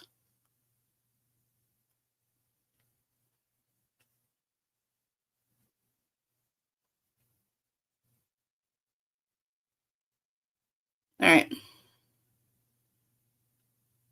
Tell me if it's pinned now. Chris. Not all of them, Chris. That, again, I don't like generalizing or, putting everyone in a box like that. Some people, and, it's a right. It's a constitutional right. You're right, though. A lot of them are. Some people are actually in it for the greater good, though. Oh. All right, so my friend just said the pin link disappears when you switch to all chat from top chat. Switch it back to top chat and you'll see it again. There we go, guys. Hey, Heidi, good morning. Heidi, I pulled a screenshot from one of your community posts. One of your subscribers left probably one of the most amazing, vulnerable comments I've ever read. And it literally took the breath out of me. I was, I'm not a super emotional person, but that one hit me in the gut. So yeah, when you get a chance, replay, I hope that's okay with you. And I blocked out, I didn't want to put them on blast, so I blocked out their name.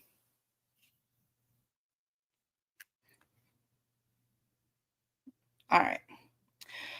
An online smear campaign is a coordinated, deliberate effort to damage someone's reputation, credibility, or character using the internet. Instead of debating facts or handling a disagreement privately, the person or group launching the campaign uses digital platforms to systematically tear the target down. These are the core tactics of an online smear campaign. Number 1, spreading misinformation. This involves taking facts out of context, twisting the truth, or fabricating outright lies. Weaponizing platforms.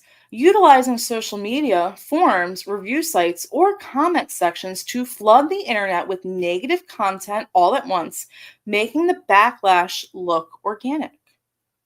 You guys, they're behind the scenes coordinating this kind of shit. Go comment this here. Go post that there. I've seen it. Next, we have character assassination, shifting the focus away from any actual argument, and instead of attacking the target's morals, personal life, or integrity to make them look untrustworthy. Did we not just go over that? Did we not just go over that? Hey, Camden, good morning. Oh, we went over the herpes queen herself. If you want to replay later. What did Ambulance Girl say? I always love reading your comments. Shyla, you're the real deal. She is a fraud, no comparison. Yes, ma'am. Yep. All right, why people launch online smear campaigns?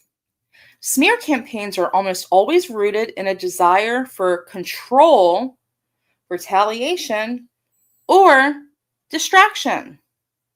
The deflection strategy. If someone is about to be called out or exposed for bad behavior, they might launch a preemptive smear campaign against their accuser. By ruining the accuser's credibility first, they ensure that no one will believe the accusations when they finally come out. Hey, Chronic, drive safe, girl. Camden. She deserved it. She's been begging and pressing buttons for a while. She fucking deserved it. All right. Vengeance. Intended to isolate the target, ruin their relationships, or impact their livelihood as punishment for a perceived slight. Is that not what Kendra was doing? And others. And others. This is the impact. And yes, Heidi, I know you have, and I know others have. And my special guest, who hopefully makes it up here soon, has experienced that as well. I have experienced that.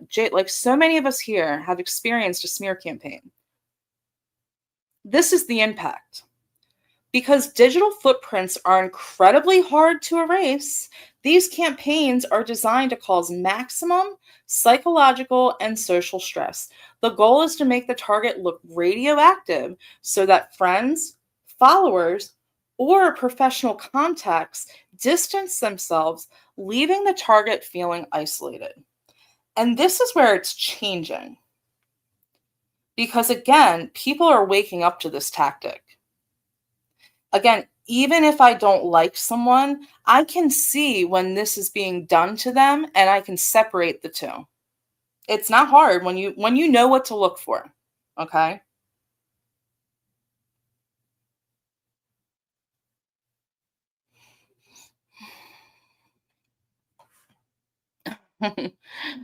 Chris is just our residential troll and I love him. I do. May not always agree with him, but he's funny as fuck. All right. The smear campaign blueprint. The goal. It's rarely about the truth. Again, something that Cindy always says. The truth is not always what others are seeking. It's about social isolation and character assassination. The players. The ringmaster. And the flying monkeys, the followers who do the dirty work. I know, I'm the same, Heidi. Why? Like, why do I need to do that? I'm not going to say that I don't get biased sometimes. Maybe I'll look at, someone I don't like and what they say or do, and someone I do like says or does the same thing. Like, there's always bias that comes into play. And of course, if you don't like them, it's going to hit you different. I have no reason to lie on someone, defame them, go into their real life, go on and on, hours-long live streams about their fucking toes. I'm good. I think I'm above that. I do. All right. Tactics, weaponized context, half-truths, and the Gish Gallop. Gish Gallop is overwhelming the target with so many lies that they can't possibly debunk them all. We're going to move on to the behavioral dynamics. Again, these next three are reoccurring. Number one, hate bonding. Why people feel a sense of community by attacking a common target. We've all been there, okay? The mighty Jarvo. Deny, attack, and reverse victim and offender. Aggressors flip the script to look like the injured party. How many of them do this? Again, they get the littlest bit of energy matched, and now all of a sudden they are the ultimate victim. One of my favorites that I've been deep diving on, cognitive dissonance. Why followers ignore evidence that contradicts the smear. Now we need to go into, since we know what to look for, we need to go into the unbothered response. This is how to handle digital drama without losing peace. And this would have been really helpful for me last year. And I hope this helps some people. And I've definitely done all of these methods. The first one is starve the beast. Why responding to every tiny lie often feeds the algorithm and the aggressor's ego. That's what they want from you guys. They're going to just throw out so many lies, and it's not just one person, and we'll go into this. They also have their flying monkeys who do it too to push it further. They want you to respond. We move into the gray rock method, which I've used on many. Becoming as uninteresting and unresponsive as a plain gray rock to the toxic individuals. Okay. And that doesn't mean that you lose a piece of yourself, guys. For me, they just don't exist. Okay. And maybe it's easier for me with my lovely ADHD, but I have this like innate ability to completely block shit out. Like if I put you in that side of my brain, you are gone. You are gone until I decide to pick you out. You know what I mean? Like gray rock method. Anyone going through this shit, research that, okay?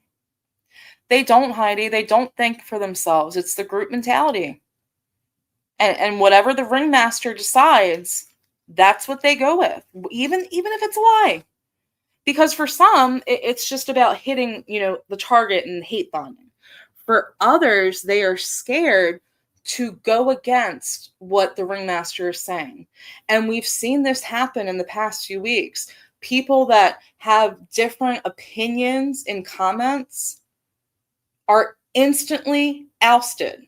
Once you go against a ringmaster, you are gone, okay? It's just how it works. Documentation versus rumination. This is important. I did this for a while last year, and then it definitely got overwhelming, so it's really good to have friends that can document stuff for you, okay? That's important. You always want to, because you guys, and I'm talking about the people on here who go real life on others. Document everything. You have a paper trail because you never know what that could lead to. So it's important to have the history of it documented. And again, if you can find a good friend or couple friends that can do it for you, that way you don't have to view it because it can be triggering. That is probably best. Keep records for safety/legal reasons, but don't obsess over them. And again, that's something that I had trouble doing. That's why I stopped, and I have amazing friends that do it for me. Sophie says, my toes, how I wear my hats, the words I say and what I did in addiction, none of it bothers me. However, making fun of things one does in addiction is only keeping someone else from reaching out for help. Yes. And again, these people, they have no understanding of that. So the same thing with the fucking cancer comment. They have no care or thought to how it could affect others because they just want to hit you where they think it hurts. It's disgusting. Oh, Cece, did you see him in my thumbnail? You guys, I added Phil to my thumbnail. He's holding receipts.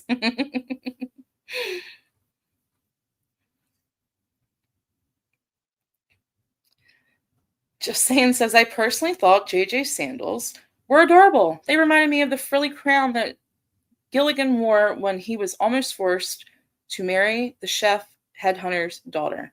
No idea what that is talking about, but I'm glad you like them. And even if you don't, who fucking cares? You're not wearing them. Who fucking cares? All right, so we are going to go over the tactics that you want to watch out for. Hold on real quick. I need another drink. Drying out here, y'all.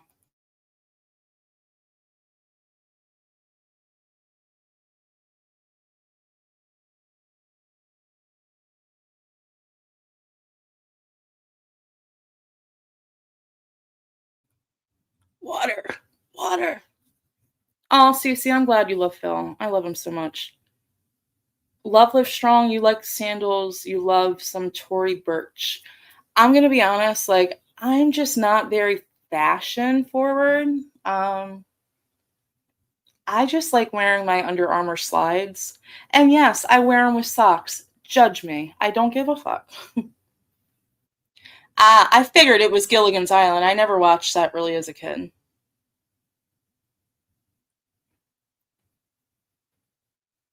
I was more of like a I Love Lucy kind of person. All right, so in a smear campaign, these are the tactics to watch for. Tactic number 1, the character assassination. The description, attacking your person rather than their arguments. Now, this is the counter move, okay, if you're in this predicament. Stay on message. Don't defend your character to strangers, okay? That is what they want. Stay on message. Stay on the argument. Once you start, and I'm guilty of this, once you start defending your character, you are giving them what they want. Do not defend your character to ignorant assholes online, okay? The second tactic, isolation. The description, trying to turn your friends and community against you. That is what's not really working anymore. This is the counter move to that. Lean on your core circle and ignore the noise. Very important. I would not have survived YouTube last year if I did not have my core circle of girls. Okay? Very fucking important. The last tactic, of course, is gaslighting. The description, making you question your own memory of events. And I am very susceptible to that because my memory is fucking shit. Okay? And the people that do this, like, they want you to question that. They want you to feel crazy. Okay? This is the counter move to that for people who are being gaslit. Trust your documentation and stay in your unbothered energy. Very important. Oh, thanks, Stanley. I love you too, girl. Awesome fucking person, for real. All right, so I mentioned this term earlier. And I know I've mentioned this term many times before. Some of you may not be aware, though. Flying monkeys. All right, these are the minions under the ringmasters. The term flying monkeys, or technically proxy abuse or third-party harassment, originates, of course, from my favorite movie of all time, The Wizard of Oz, where the Wicked Witch sends her winged monkeys to do her dirty work. In social psychology, it refers to people who are recruited by a narcissist or an aggressor to harass, isolate, or spy on a target. Now, why do these people participate in this kind of shit? Okay. This is the 3 archetypes of flying monkeys. It's important to remember that not every flying monkey has bad intentions. Many are actually being manipulated themselves. And I try really hard to remember that, which is why I typically try not to oust subscribers in live chats, but some people fucking deserve it. Okay. Some people have shown their pattern, Lisa Wigger, for a while now, and there's only so long that people can ignore that type of bullshit, okay? These people, okay, this first one is the true believer, aka the deluded. Oh, I'm glad, Heidi. I'm glad you're here. These people genuinely believe the aggressor's narrative. They think they are protecting someone or standing up for the truth. They are often high empathy people whose kindness has been weaponized against you. The second kind of flying monkey is the secondary narcissist, aka the enforcer. You know, there's always like a top minion underneath the ringmaster. These individuals enjoy the drama.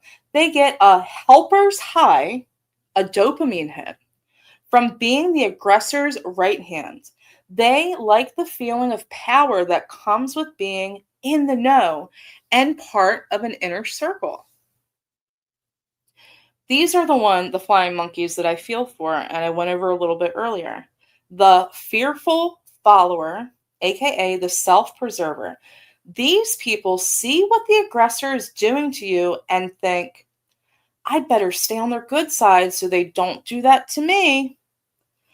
Their participation is a survival tactic to avoid becoming the next target. Cindy, JJ, have we went through that? Have we went through that? Sometimes you know it's coming, but for those of us that actually have morals, we're going to ride that road because it is what it is. There's nothing you can do to avoid it. Some people are so fearful, though, they just stay in it. And that's sad. I pity them. I really do. It certainly is. Wizard of Oz is the best movie ever made.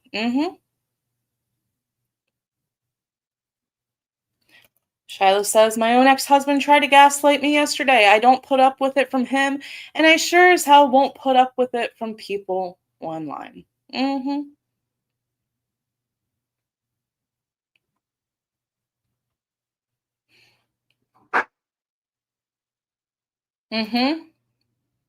Yep, we should do a deep dive into Darvo one day. I'll add that to the list. Because I've touched on it here and there, but we should definitely do a deep dive. All right, these are the psychological mechanisms at play. These are the gears that make the smear campaign turn. Triangulation. The aggressor tells the flying monkey a lie about you, then tells you a lie about the flying monkey. This prevents you two from talking and discovering the truth, keeping the aggressor in control of the information. Because remember, control is their ultimate goal. Split perception.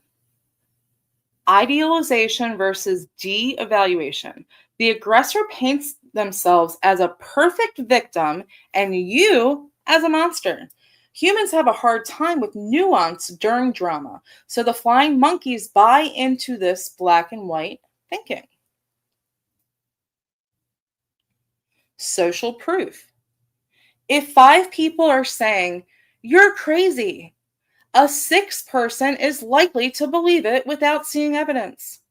The flying monkeys provide the proof the aggressor needs to make the smear look legitimate. This is how you stay unbothered. Dealing with the swarm. The golden rule. You cannot use logic to get someone out of a position they didn't use logic to get into. And this is like, I understand why people do content and react to Jen Bailey. At this point, it's like watching a fucking circus act. But no one should have any kind of expectations on people like that. Because it's all fucking lies and deflection and, putting the blame on others, playing the victim. She goes into nothing with logic, truth, or receipts. Okay? It's all fake. It's all projection. And again, these people have to be the ultimate victim. So again, you cannot use logic to get someone out of a position they didn't use logic to get into. That's really fucking important to remember. That is another reason why I won't go back and forth with liars. For example, Kendra. I spoke about her the first hour. I could give 2 flying fucks what her response is. She is a proven liar. It always has to be the fucking victim, okay? Never takes accountability. Why? It's like trying to run a rigged race. Why even try? There's no point. I'm not going to go back and forth with fucking liars. All right, tactical advice. Do not recruit your own monkeys. It's tempting to send your supporters to fight back, but this just creates a hate bond cycle. Staying above the fray is your strongest move. The information blackout. Stop giving the flying monkeys anything to report back. Block, restrict, or again, utilize the gray rock method. Give short, boring, non-emotional answers. The check the source filter. If someone comes to you with, I heard X about you, simply ask them, why are you comfortable bringing that toxicity to me? It shifts the boundary immediately. All right, this is the comparison, the aggressor versus the flying monkey. Motive. The aggressor's motive is control and destruction. The flying monkey's motive is validation, belonging, or fear. Awareness. The aggressor usually knows they are spinning the truth. The flying monkey often believes they are the hero of the story. Longevity. The aggressor will keep going until they find a new target. How much does that explain certain people? Because their old targets are no longer here, they are on the hunt for a new one. The flying monkey usually drops off once the drama becomes boring. Seen it time and time again. When a flying monkey uses the "I'm just telling you this because I care" line, they are using weaponized concern. They are trying to bypass your boundaries by framing gossip or smear tactics as an act of friendship. The goal isn't to argue the facts. It's to shut down the delivery of the poison without losing your cool. This is one option. It's called the hard boundary, direct and firm. Use this when you want to make it clear that you aren't a dumping ground for drama. This is what the flying monkey says. I'm just telling you this because I care. But so-and-so was saying some really nasty stuff about you in their live last night. You guys, I've had to cut people off like that. I know a lot of people, especially creators, have people coming into your fucking DMs to just drop screenshots of what irrelevant fucking people are saying about you. And I give a warning. Sometimes I give a second warning, like, hey, I don't want to see this shit. Like, I'm good. And if you cross that boundary a third time, you're blocked. This is what you do or say. I appreciate that you care about me, but I've decided that I'm not entertaining anything said about me in spaces I don't frequent. If they didn't say it to my face, it's not meant for my ears. Let's talk about something else. Option 2, my personal favorite, the gray rock. Short and boring. Use this when you want to give them zero emotional payoff for bringing you the news. Flying monkey says, I thought you should know what's being said. I'm just looking out for you. This is what you say. Oh, okay. People will talk, I guess. Anyway, did you see that video of the groundhogs in the yard this morning? They were hilarious. I love how AI generates like shit that fits with me. Oh, I have such great groundhog videos of Phil coming. All right. Option 3 is the source check or flipping the script. Use this to highlight the fact that they are participating in the smear by carrying the message. Flying monkey says, I'm only bringing this up because I care about your reputation. This is what you say.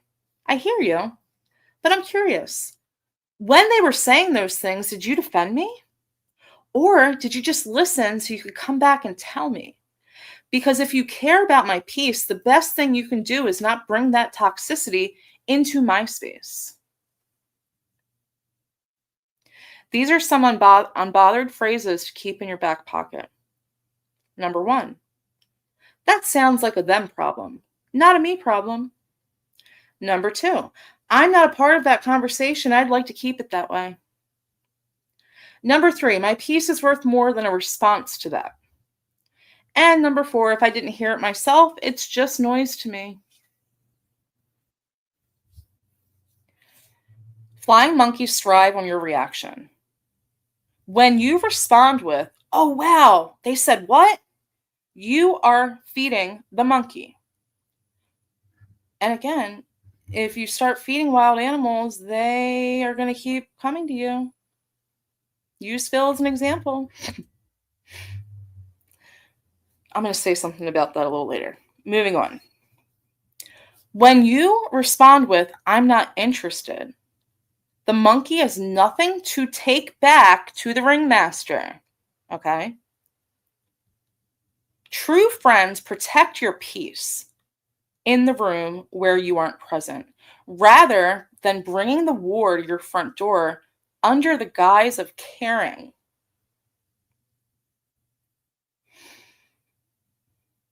The goal isn't to get angry when you see these signs.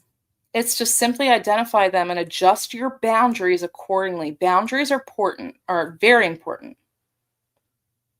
If someone in your circle checks 3 or more of these boxes, they are likely acting as a proxy for an aggressor. Okay, we talked about this before, the double agents, right? The urgent delivery of toxicity, the sign. They rush to tell you something negative that was said about you, often under the guise of, "I thought you should know." The red flag. They focus more on the insult than on supporting you. They bring the fire to your house instead of helping you put it out. I call this fence sitting. Gemini calls this the both sides neutrality. The sign. They refuse to acknowledge the harm being done and insist that everyone just needs to get along. The red flag. They treat a targeted smear campaign like a disagreement between friends. This minimizes the abuse and gaslights your experience. Number 3, the investigative questioning, the sign. They start asking very specific questions about your personal life, your plans, or your reaction to the drama. The red flag. You feel like you're being interviewed. They aren't sharing their life. They are gathering intel to report back to the source.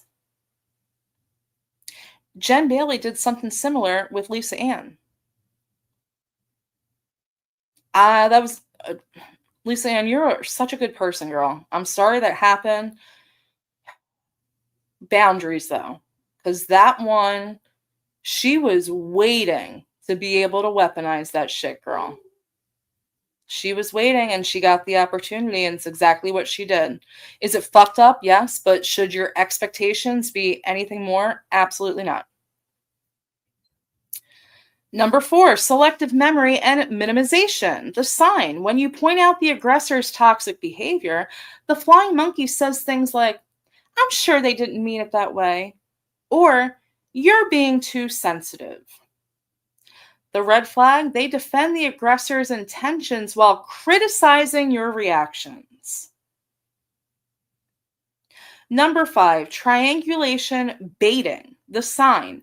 They tell you, "Well, so-and-so said they still care about you, but they're just hurt by what you did." The red flag, they are trying to lure you back into the conflict. They act as a bridge to keep the connection and the drama alive. Exactly. That's exactly what it is, Cindy. Messy spoon shit. All right, what's the disagreement here? Let me back up. Just Saying said, "What astonishes me the most is that Kendra has so much potential, in my opinion. She's smart, knowledgeable, and impressionable, but it all becomes skewed with not being able to regulate her emotions and impulses." I don't totally agree with that. I'm not going to say she's not smart or not knowledgeable, but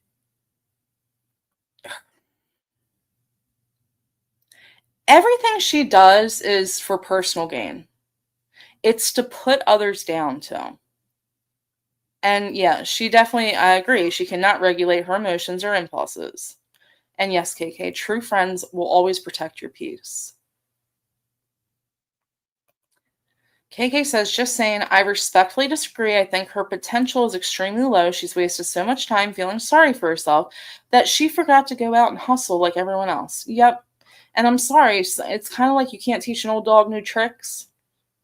If she hasn't changed now in life, I very low probability that it'll ever happen. I mean, her goal is to always be the victim. She wants attention, okay? And I understand giving it to her. Yeah. Hey, Susie, she says, I also disagree. Kendra is a fully indoctrinated woke weirdo. Yes, but again, I believe that she puts on a front because her actions and words don't match what she claims to be. She's constantly putting out these fucking prejudiced, sometimes racist remarks. She drops fucking homophobic slurs from her mouth, like it just fucking falls out, like she's used to doing that. That's not someone who claims to be progressive, inclusive. Like no. Again, weaponizes it for her own personal gain. Yeah, I think like she just hits all like the crazy extreme like woke taglines again to use it to her advantage. I don't think she's that bright. You disagree too, Heidi. JJ says I don't think that she's smart at all. Just saying says she can't get out of her own way. We all have a story, but at some point we have to let go of the things that have been debilitating to our growth. That is part of growing up. And again, someone at her age who hasn't figured that out yet, I'm sorry. Like, I'm usually the glass half full, but I am half empty there. I don't think it's ever going to happen. Ambulance Girl says an intelligent person does not go around telling everyone how they are smarter than everyone else. Wow, Susie. Yeah. I'm going to read that one out. If you're listening on the replay, you can read Susie's comment on the screen. She's unpredictable, unhinged. I totally agree, Teresa. That's why, like, again, like, her patterns show that I shouldn't be surprised or shocked by the next disgusting thing that comes out of her mouth. But again, it's just so jarring sometimes. And it's not what she says, as Heidi says, is absolutely fucking disgusting. She's a foul fucking human. It's how it impacts, or how I believe it's going to impact other people. And she gives no fuck or care in the world to that. It's always about personal gain for her and putting down the people that she dislikes. She doesn't give a fuck about anything else. Jealous, insecure, and nasty. Cindy says having a good vocabulary and book knowledge means little when not utilized. An entitled attitude supersede intelligence when you cannot use common sense or decency. Exactly that. Mm-hmm. Yep. All right. This is how you use the checklist in the unbothered way. Once you detect a flying monkey, you don't need a confrontation. A confrontation gives them content to report back. Instead, use these 3 steps. Number 1, stop the information flow. Treat them like a stranger with your secrets. Talk about the weather, your pets, the spring cleaning, never your feelings or your countermove. Number 2, set the drama-free boundary. State clearly, I'm not discussing that person or that situation anymore. If that's all we have to talk about, I'm going to head out. And number 3, observe the reaction.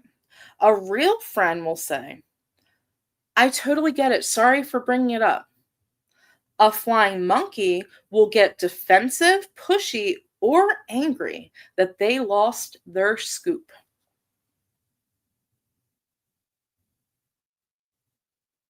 When a flying monkey rushes to your DMs or your comments with news, they are looking for a specific chemical reaction. the adrenaline dump. They want to catch you off guard so you react emotionally. An emotional reaction is intel they can take back to the ringmaster. One of my personal favorites that I see a lot on here, the savior complex. By being the first to tell you, they position themselves as your only true ally, which isolates you further from people who actually protect your peace by not bringing you garbage. The algorithm of drama in the world of live streaming and social media, speed is everything. They treat your real life pain like a breaking news story. This is how to spot the fake urgency. You can tell the difference between a real friend and a flying monkey by the timing and the intent. So, timing. The real friend waits for a calm moment to ask if you're okay. The flying monkey interrupts your day or your life with, "Oh my God, did you see this?" Focus. The real friend focuses on your well-being. The flying monkey focuses on the insult or what they said. Follow-up. A real friend asks, "How can I help you ignore this?" The flying monkey asked, "What are you going to do about it?" And the goal. The real friend wants to shield you. The flying monkey wants to see you explode. And you have to distinguish between these people. And you can take friend out of it, like just decent acquaintances would probably be better fitted for this. There's some people on here that are just in it for the soap opera, okay? And I'm not going to say I'm not one of them, but I'm not a flying monkey that's trying to provoke people. Like, I'll watch. If it happens, it fucking happens. I'm going to watch it. But just be careful with those people. Now, someone like Jen Bailey, she eats this shit up. I'm sorry. I don't think that one has any real friends. I don't think she knows what a real friend is because she doesn't know how to be a real friend. She is just eating up these fucking trolls in her chat who just want to see the dumpster fire continue. Everything they do shows that. That is their goal. They want to see her downfall. You can pretend all you want that you're her friend and you're there supporting her. A real friend would try to get her to log the fuck off. A real friend is not going to bring her, "Look what so-and-so said about you yesterday." Like, no.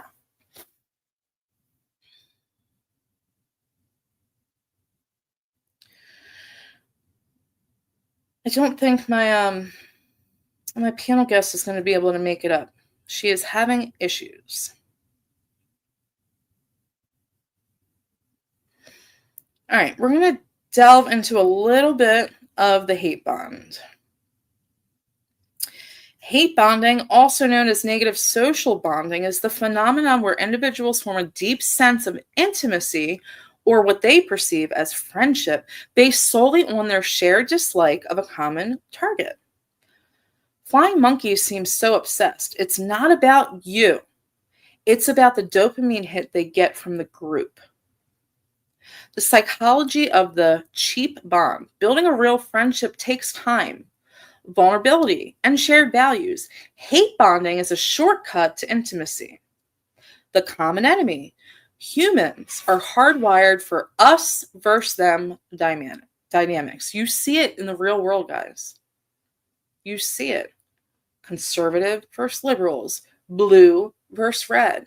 Stop it. Fucking stop it. Again, humans are hardwired for that. So people eat that shit up. Do not put yourself into a box. Okay? You don't have to follow that box's narrative. You can have your own opinions. Okay?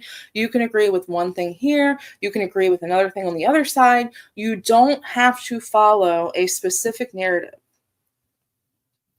The low barrier to entry. You don't have to be interesting, talented, or kind to join a hate bond. You just have to dislike the same person.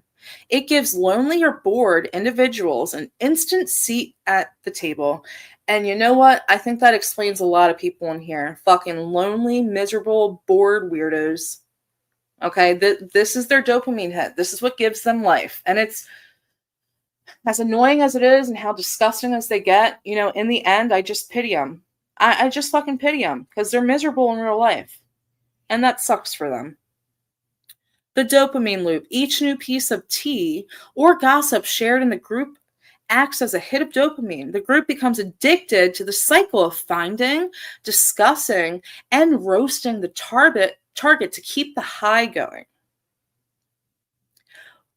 This is why it fuels the flying monkey. Hate bonding provides 3 specific rewards that keep these people energized. Number 1, moral superiority. By tearing you down, they convince themselves they are holding a standard. It allows them to ignore their own flaws because they are so focused on yours. It's a form of deflection. Number 2, artificial safety. As long as the group is focused on attacking you, the individuals within the group feel safe from being attacked themselves. It's a better you than me mentality. Number 3, the inner circle effect. The aggressor or the ringmaster often feeds the flying monkeys exclusive secrets or insights. This makes the followers feel important and chosen. They will defend the hate bond fiercely because without it, they lose their sense of importance. Yeah, Heidi. I know. You're right. You're right. Fucking Reddit is a cesspool. Why someone like Jen Bailey would even be looking at Reddit? Like, you are a glutton for punishment, man. I totally agree, Susie. It's all about the divide, because you know what? If we're all divided, then I'll just call them the higher-ups, get away with their bullshit. Yeah, Reddit, I understand YouTube, okay? Reddit is just a little over the top for me. I mean, don't you get your fill here? No. They want more of a hit. And I'm not like shitting on every fucking Redditor. That's not what I'm saying. But some people invest way too much time and energy in that shit. And like I said, like they're just going on talking about JJ's fucking sandals. Like, I'm good. I want more than that out of social media than to talk about people's feet. She doesn't have real friends. There might be a couple of people in Jen's chat that want to believe in her, but the rest are there because she's a useful vehicle to attack a common enemy. And that could go for a lot of people other than Jen as well. Absolutely. All right, the fragility of the hate bond. This is a great point. Hate bonds are inherently unstable. The takeaway. A group built on hating you isn't actually a community, it's a mob. The second you stop providing them with fuel by staying quiet and unbothered, they eventually turn on each other. Without a common enemy, they have nothing holding them together. How many fucking times have we seen that happen over the years? All right, visualizing the hate bond loop. All right. This is describing a hate bond cycle. Phase 1, the spark. The action, the ringmaster shares a grievance or lie. The result, the group feels united in outrage. Phase 2, the validation. The action, flying monkeys chime in with their own stories. The result, the bond feels stronger. The lie now feels like the truth. Number 3, the search. The action, they actively hunt your socials for proof, scouring videos and posts. The result, this gives them a sense of purpose. And number 4, the crash. The action, you don't respond or give them content. The result, the group gets bored and starts looking for a new target. When you are the target of a hate bond, the best thing you can do is become a void. If they throw hate at you and it disappears into a black hole of silence and coffee sipping, they get no feedback loop and the bond starves. Now, community versus the mob comparison. The core purpose. A healthy community shares interests, growth, and support. The hate-bonded group, tearing down a specific person or group, is all they ever focus on. There's no takeaway. The foundation. The healthy community shares values. For example, we love animals. The hate-bonded group shares grievances. For example, we hate so-and-so. Longevity. A healthy community lasts for years and grows with the creator. The hate-bonded group self-destructs once the target stops reacting.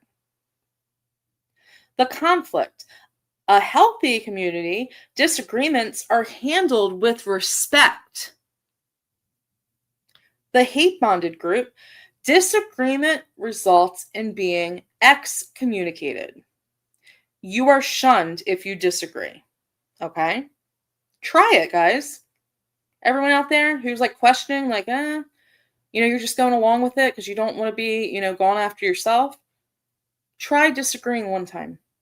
See where it gets you. The entry fee. In a healthy community, being a decent person and participating. The hate-bonded community, bringing intel or participating in the attack. The vibe. Healthy community, inspiring, funny, and sometimes educational. The hate-bonded community, obsessive, anxious, and urgent. Now, the reaction to success. In the healthy community, celebration and genuine excitement. The hate-bonded community, jealousy, suspicion, and gatekeeping. You motherfucking gatekeepers out there. By the way, Jen Bailey, first of all, the littlest bit of research yesterday would have showed you I was not live, ma'am. Okay. Second of all, I could give two flying fucks if Jules, KK, Cindy, anyone goes live when I'm live. If, some of us don't have all day, every day to dedicate to live streams like you. Okay. So if something comes up and that is the only time that someone else has to go live, or they're just like super quick, they're like, oh, I gotta go live. Like, I don't give a fuck. People can catch the replay. Like, that's not important to me. You fucking weirdo. Like, I know y'all are all about the gatekeeping, all about like time slots. No. Now, is there a respect in it? Like Jules says, yes, I go live once a week every Tuesday. So that is something you build with someone when you have a genuine respect for each other. Okay, but even still, if next Tuesday something comes up, Jules only has like between 11 and noon to go live, I don't fucking care. Like, it doesn't bother me in the slightest. So do not try to weaponize or project that shit onto me again. It's that kind of manipulation does not work with me, babe. Okay? Her sandals are cute, right? Again, not my style. They look fucking great on, like, again, it's just so petty. And like, I can get my petty pants on, y'all. But again, whole fucking live streams. Then the live streams aren't enough for you. So you got to run to Reddit to like go with it more. That's just over the top for me. Hey, Chantel. Good to see you. Hey, Jugs. Daredevil. Sorry. Another one where I can't ever call her anything different. How you doing? You guys, announcement, Chris is gatekeeping all the feet pics, just so everyone knows. I'm in your time slot. Hey, shit show. Good to see your eyes here. All right. This is hopefully coming to the end. God, there's a lot of shit here, y'all. I didn't realize how much this was. And I'm kind of ready to go. No offense. Give me 1 second. There's just so much shit here. I should have looked at this before the live, probably. Yeah, I think we've gone over enough. My head's kind of spinning with all the information here.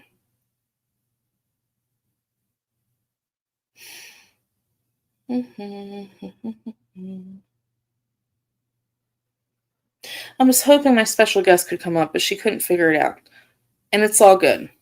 Maybe next time. We'll do like a StreamYard practice beforehand, because I think she uses, what's the other one, Restream? So she's having a little bit of difficulties.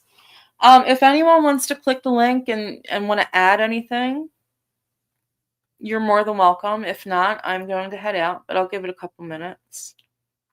Oh, nice, Jugs. It's still not hot enough here for swimming for me. My kids are loving it. It has to be it has to be over 90 degrees for me. I'm sorry. I gotta be sweating my ass off to get in that cold ass fucking pool. It's like a shock to my system when I get in cold water. I don't know if anyone else experiences this. It's like for the first few minutes, it feels like a million knives going in my fucking body. I'm glad you're enjoying yourself, though. JJ says, I'm getting family pictures done soon. Since feet are a thing around here, I'm going to ask for the photographer to take professional pics for my feet. Yes, do that and go live and make a fucking slideshow out of it. Give the people what they want, girl. Susie, that's perfect. Respected, but not expected time slots. Yes. Hey, Chooch, good to see you. Yeah, Susie is on point with that one. I got toes on the mind. I said Susie. Well, we have Pizzagate, Nudegate, and now Toegate. You're so right. It's so fucking weird, y'all. It's so weird. Yeah, I've noticed that, Chantel. I've noticed that. All right, well, if no one wants to hop up, I'm going to end the stream here. I have not ate anything. All I've had was a cup of coffee and half a Diet Pepsi today. So I'm going to log off. I hope someone else goes live within the next hour or so, because I have until about 5 o'clock today. So hope to see someone else go live. I really appreciate you guys coming. Seriously, it means a lot. I appreciate y'all, and yeah, I hope everyone has a good day, and I will catch y'all on the next swim.